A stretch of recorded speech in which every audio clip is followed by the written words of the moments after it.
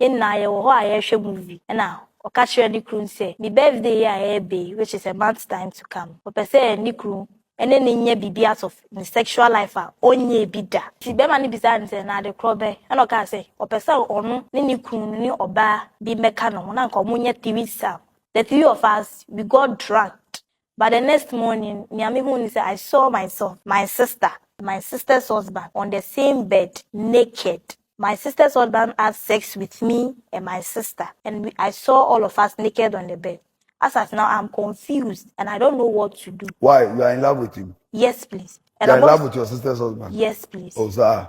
When you some adwene a fire and adwene na oba na fire no one ne kunu na ne plane be ma no so ni mu bi ai be ma ne ni mu bia be ma ne ntimi nya adwene se me yiri ne nua me ne beda because onim se so okofa ne yiri ne nua ne da abla ne yiri ne nim bi kura na e betu okofa asema ba enti oba ma ne oba ne nyina e ne plane ye e hihye ye e bo po no e no me ye sa de no asem we nya de bia e ye sunsumsem.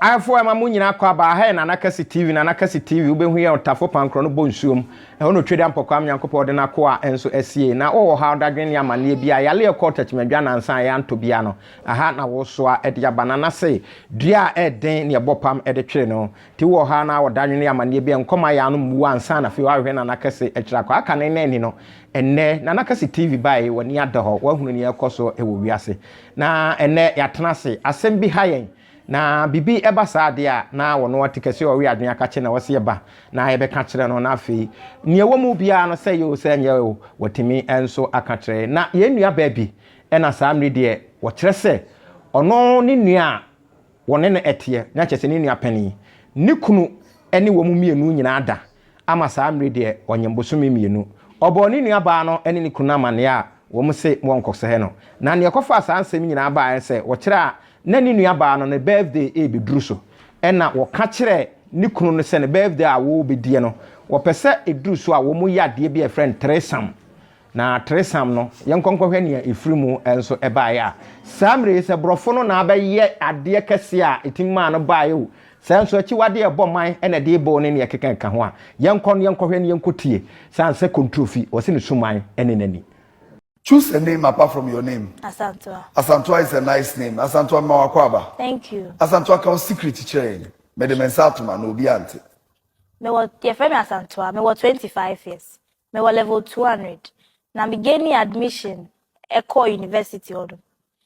My sister Nene Kru suggested say me better no munche because the house was closer from the school. It's just a walking distance. It's me better no munche. God is my witness.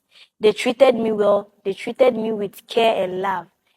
Almost share me did everything. They took good care of me.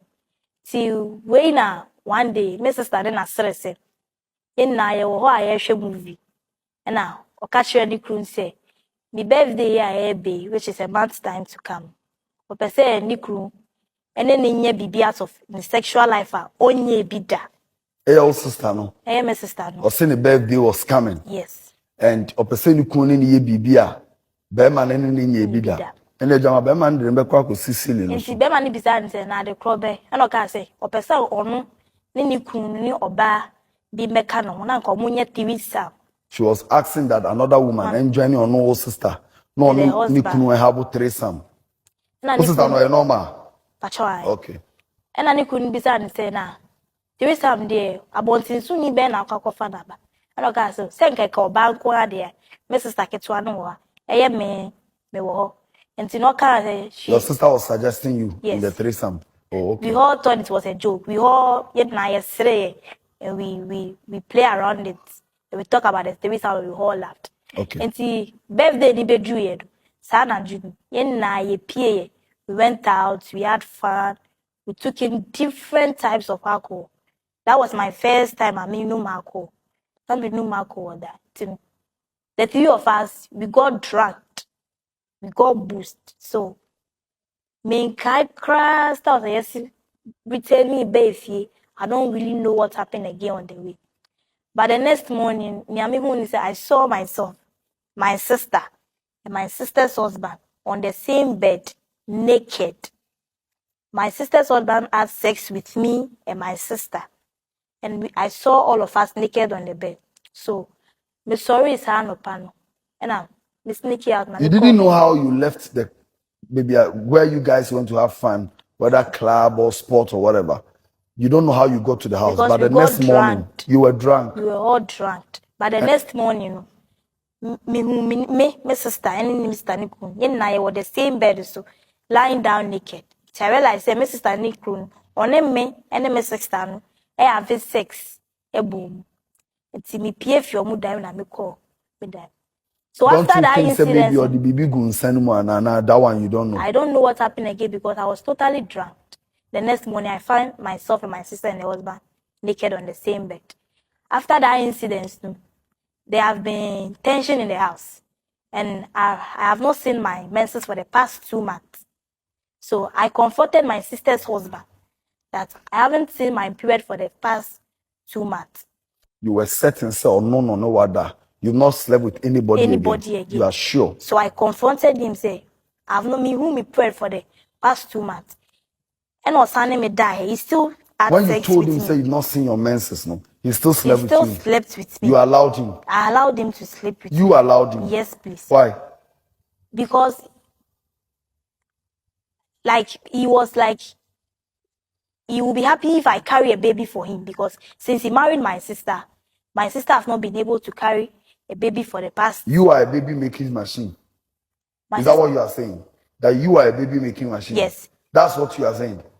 You are accepting, say you are a baby making machine. What do you are, but we a baby making machine? No, because I was pregnant for him at that moment. So who feel say or sign or that? So a man will be more problem, more mental issues. It continues. No, but a man will say most of you more mental issues. You are telling me, say, you are pregnant for your sister's husband, which he has agreed. Right? You confronted him. Did you confront him? Yes, please. Say he had sex with you. That I've not seen my bread for the past 2 When months. you confronted him, did you ask him, say, did he sleep with you and your sister on that day?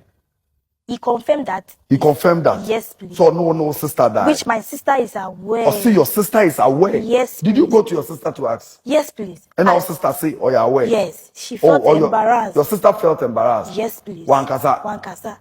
And so there was no yes or no from your sister? Yes, please. She was just embarrassed? She was just quiet and embarrassed. So I confronted my sister about I was 2 months pregnant for him. Which he told me, say, I shouldn't touch the baby. Because since he married to my sister, it's been 5 years now. They have not been able to carry a baby. So I should keep the baby. He loves me and he will marry me. As of now, I'm confused. And I don't know what to do. Why? You are in love with him? Yes, please. And you are in love with your sister's husband? Yes, please. Oh, sir. And you're not a fine boy? Yes, please. Oh, really? Emma Bianca says, "Ana mutino, munkola brime boho." That's the truth. Honestly, you are going through a lot. You need a psychiatrist, a psychologist. You need counselors. Your sister's husband had sex with you and your sister. One day, threesome. Threesome. Yes. You have 4-some also. You have 5-some. Three-some is what I've experienced before. Threesome now I experience. And that's also what that. Yes, no matter, but at the moment I'm sorry in the morning, I realized he has had sex with me and my sister. That morning, the 3 of us were naked. No pants. No pants, nothing, totally naked. Which means he had sex with me and my sister at the same time on the same bed. And I agree. And your sister is quiet about this. Yes, please. My sister is aware. And now you are pregnant for your sister's husband. 2 months. Why have you not aborted it? The man told me I shouldn't touch it because since he married to my sister, they have been looking for a baby and the baby is not coming. God forgive me. Something who I don't want to hear. Or why was sister in a year and come back away in Chile? Or why was sister in a year and come back away in Chile? Let me just, I think I'm getting too emotional about this. Then the next thing is, why have you not aborted it? Or keep? No, In my family, we don't touch pregnancy. In your family, you don't abort. Yes. You don't touch pregnancy. Yes. You don't abort. Yes. But in your family, you don't abort. But in your family, you sleep with your sister's husband. No, it was my sister's intention that made it happen. But after your sister's intention, you claim said the man has been having sex with you.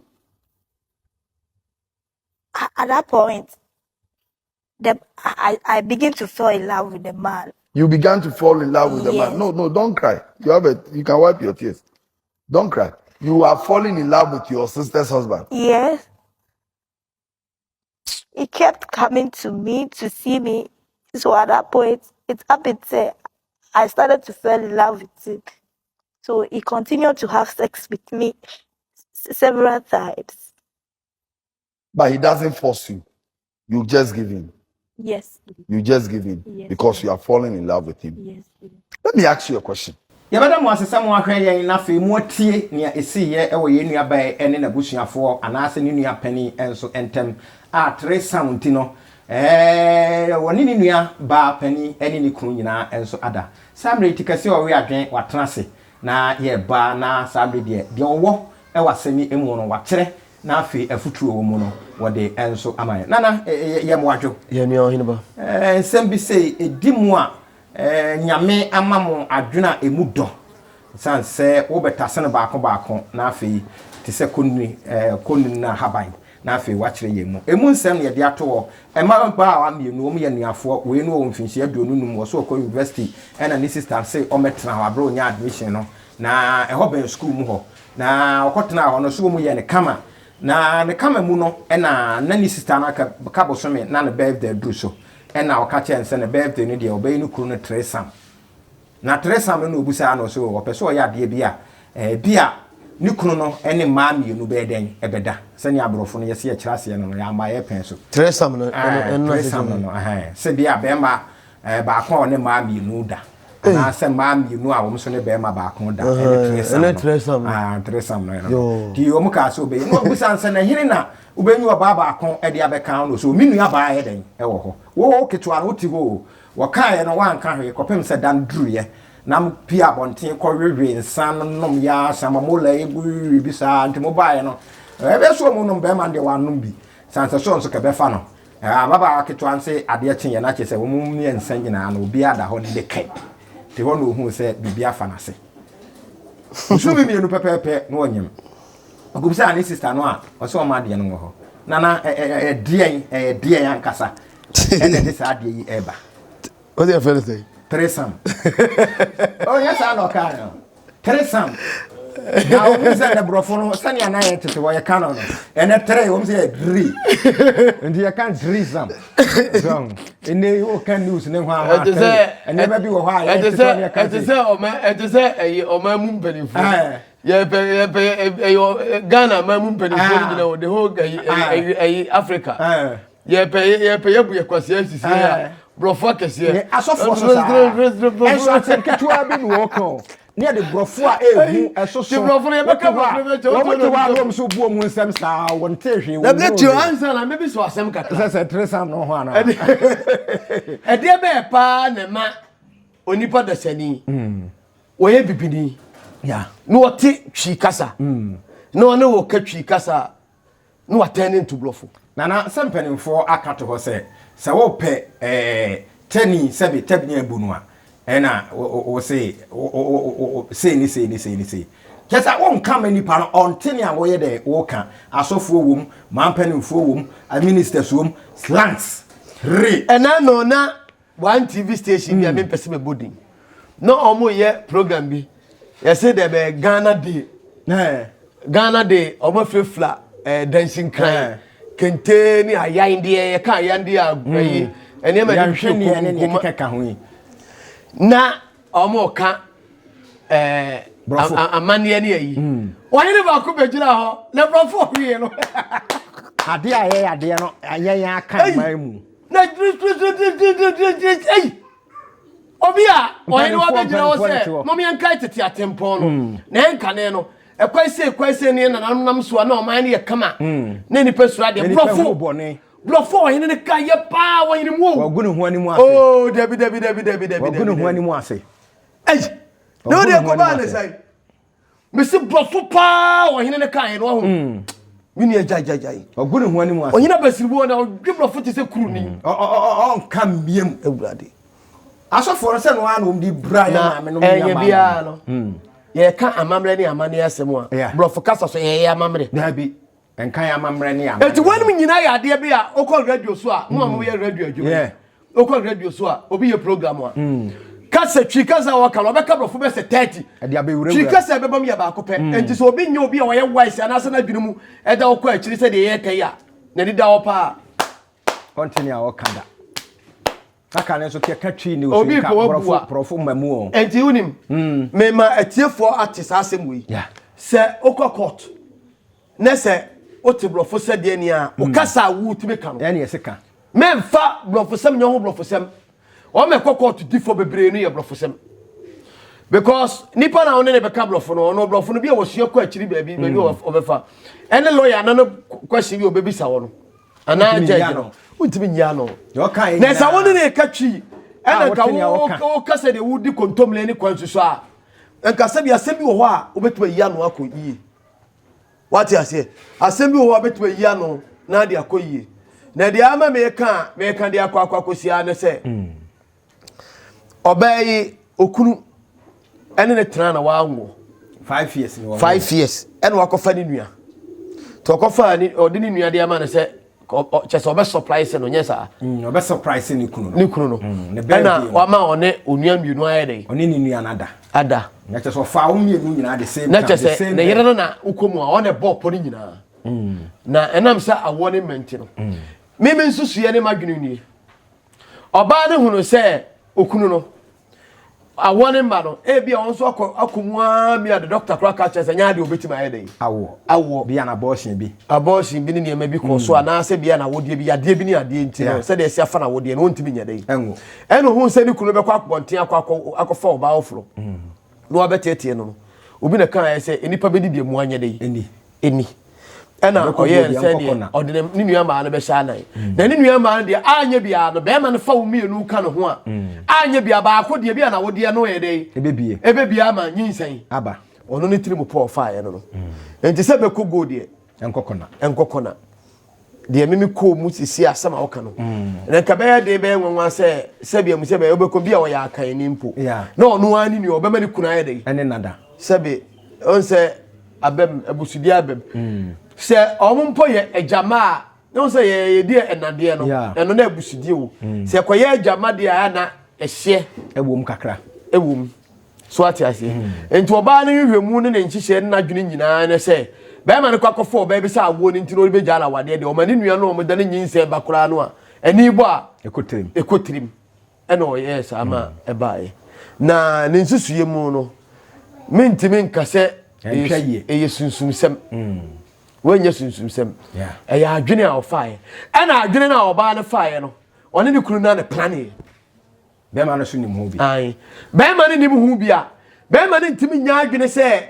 me yiri ne nua me ne beda because onim se so okofa ne yiri ne nua ne da abla ne yiri ne nim hu bi kura na ebeto okofa asema ba enti oba ma ne oba ne nyina ene plane ye ehyehyeye ebo po ena o me yes ade no asem we nya ade bia eye sunsumsem ena ye be yi asem ena ye bo nsam ade oba ne okunu ne tena ase se mi wura samle me ka se be ma na one na bo black akra mi wura de si anyi nsen ba me so no se bi o be ma so bi onko abontere nkofo oba e bi oba na dwe se bi kura mpo a onko se nka be ma bi okokotwa ne ho nyi nsen ne ba se ne nya ba wi na won so ne dwire se se bi oba ofro be fa japade de eni okofa mi nua na se mi nua nyi nsen kura no a anya bia no e wo fie ho a me no wa bre eni edi tie mo wirem ne bi a ya don se bi tomatoes yi na se bi de abobla enti oba na dwene woni okunu no susu ye no enti sa asem wei atiefo ne ahwefo e ma ne nyoma dwene mu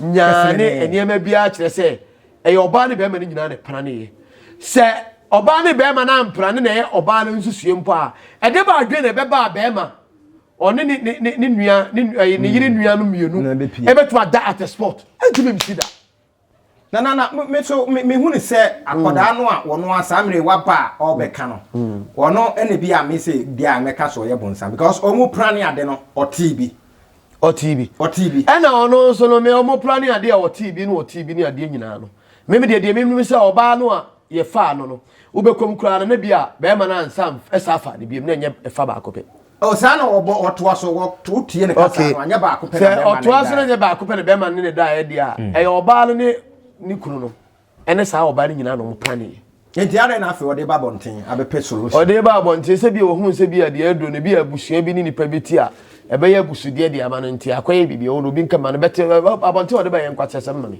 se me nko amadwene mom dia ka oba no na o se ko kana no tumu na nka ne sister ne be ma na be wo owo a na se ni obekokora no se ni ene ba na se o se bible mu bi si oh na bible mu nye we o ne na franda so ndo mu ka kire no o mu ka kire ndere na Abraham de na wo na nye no an ye to ato so yi wonu wa franda na so be susu ni sister ba akoda ni sister akoda ekuna akoda enya asem gro ya sa Abraham de ndo putogum fiogum ni nyina kokko oh wono mo yere so ko na wo so ko e wi asidi na blood ka ba nyo de aye bodwino ba ye sa nya ma we nyina na nkrofo ahwe so usua efi se obi koye boni ne ka se boni akoye na obenya sunsunsu aso onkoye na mo boni a okoye ne aka to se boni no ye na se wonu hu Nyankopon de be ye dei ebe chewo enti Nyankopon so de be ye dei ebe chewo ebe chewo nti obi ye boni e wunsuro wenim nyina na ama boni atu atese no bible de ba be buru ye yo eye nsembere ya na me ka bible mu asema me kasa kire banyansafo nye sebe kwasiafo ne bagimifo sebe ka flache tenam to sebe no yeah fe se bible nsem bebre eboa ma bone akoso aboa ma eniema bebre asenkrofo kutupa asenkrofo sum kuran mo bi de bone onsuro se a bible say bone abeye bia no so ka mfom so kire no oye no kofo ni tire ni so no mfom so nyina no wasa to afri de antie nyina so enti se makokuleto makum kuran mo wua yeah na manum ho na me de nyeska manum ho anya me de aye de achew ebe na me kwaye bone obeto so aye bone de bia nyame de be chebe bosom se wo ye bone abe de mekum enti kuma sem na wo mu nti usuro na ade eboa ma atwe ho firi bone ho na ade eboa ma akoye bone de na ye nyame ade ene etiefo ne be jaje etiefo ne be wo so jaje bi etiefo ne be jaje ade a eboa wo e ma wo twe ho firi bone ho ko ye de suman be cheme Tano ene ade a eboa wo am watima ye bone no de na ye papa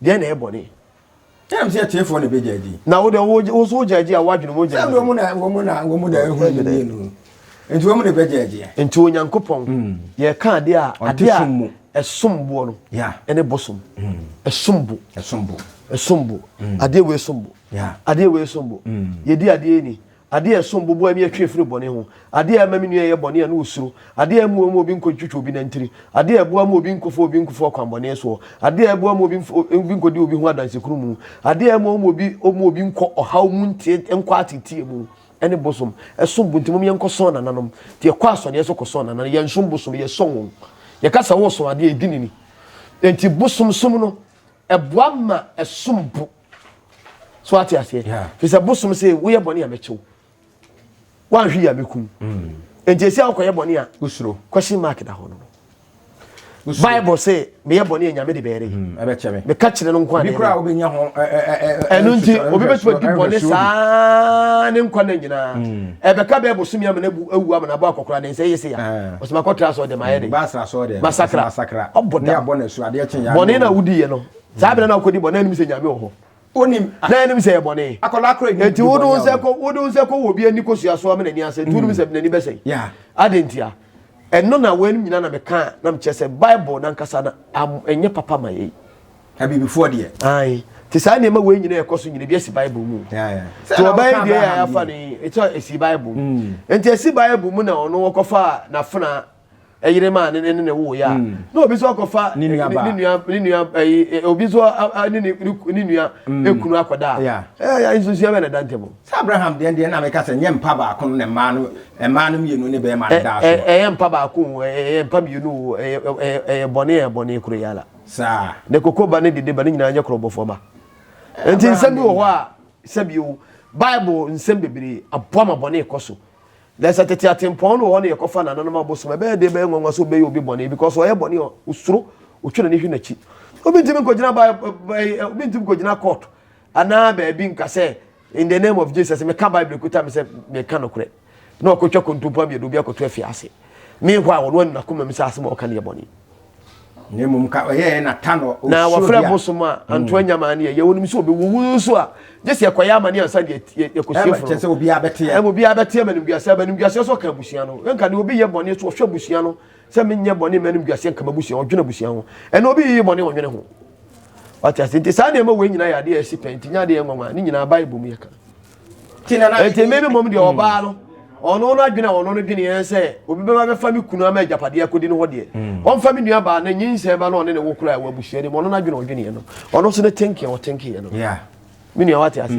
enti na adwene o fa ye no enti obi na ye no na oba no so esi ye no so oba no so yawe because okoye no sa anya ne de no on tia ase ne ka rape no ma nyinse ba ya konsan kodo ma be ma no fa de bi nke so onso abehunu ena nipa na o interview na asem okan no so medi ne ho ya opa yes eh o ka che nipa na se wo so ko yin nsentu I want yes question obusa e yen hunu na okeka enya papa da bi o ka asem a kire public ama nipa tie wa ka asem ebe so aba ka asem nipa benya ho mfaso ka asem obi be hia na boa no ama etuma ma asetrem ne ablabo ma ko yi boni yigo nyense yigo nso ye boni nyense yigo ye boni akwala na oba no ni mi de oba ye dabi enkwala saa no a muhum saa so mo ye ayi saa no saa enkwala saa no so omutimi gina ba bi pa na say ababa we 25 years ye mfa na se bia won so wo mpna na se wo no obi hye so wo mpna so no obi hye wo nya akwanyema wie nyem so okwanyema ene denti ne ne gye hu so ne okoye no so anya ba ko na anya mi no otia so miensa ne nan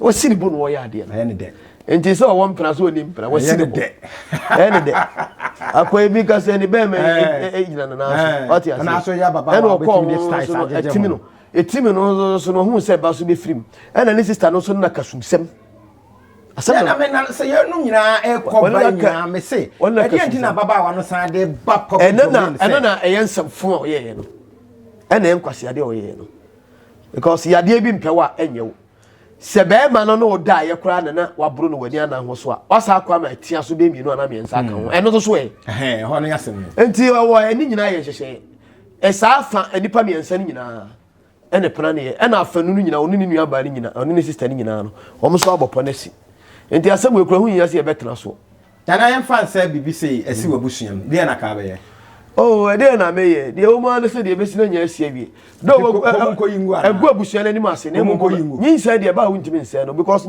nyinsa yi go ye bone ye che bone nyina so obi o yi nyinsa go te so obi o che sika kum bi se kumkum no a ni nyina ye moja se kumkum enti de metwa kan na se nyinsa ne de nya ba na mo hwe no amfa nsa anka ongo na owu a de mom no se si ade adro ni de ontwenu mfiri ne sister kunu no na say one ne be won obeda twene ho sister no so say o mama ne abi nim trap kura wo firi so ya santini ana nwuna ni ana yi so we asem we so we yi ni a se be flaflani a ka we te wo twofo na to nkwa mu omtimi ware ni afo mi so wale flaflani ba na hwe di yi bibi se abusuo no mu boa bibi ne awunie bibi na abusuo ne nya ho faso a sao bi ne flaflafo ne mi ye sa de oba ne nua sabe so abeka omo de ne good chese wo ba fie no no wa be da suba pedi wo dwuna busia ho bibi asi a wo boa bibi kura bibi sie na ntwe kura wakoto bibi